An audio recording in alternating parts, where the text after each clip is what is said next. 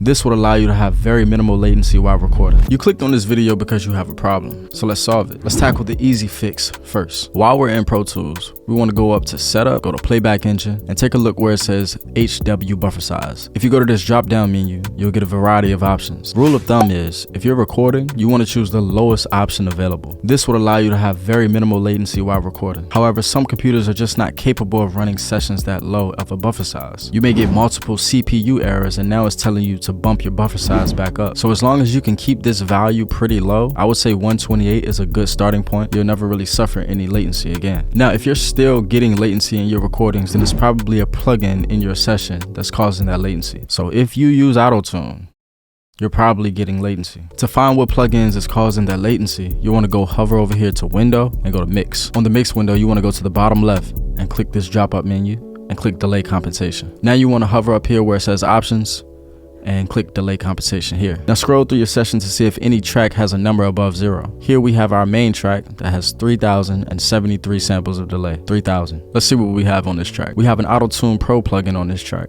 Now most Auto-Tune plugins have the option to use low latency. So if you go to the settings menu up here and click use low latency, this number drops drastically. Now we still have 515 samples of delay on this track. So how can we bump it down? Well, you want to explore what plugins you're using. So I have a Studio Rack plugin on this track. If I get rid of it by making it inactive, I'll see that that was causing a substantial amount of delay. If I make the next plugin inactive as well, I'll see that that caused no delay at all. So I can keep that up. And my main problem will probably be just the Auto-Tune plugin and whatever is in this Studio Rack plugin. In most cases, if you're recording with plugins, you're probably not going to get that delay value down to 0. But the closest you can get to 0, the less latency you'll hear in your headphones. So I hope this helps. If you need more information about how this works with UAD, check out this video.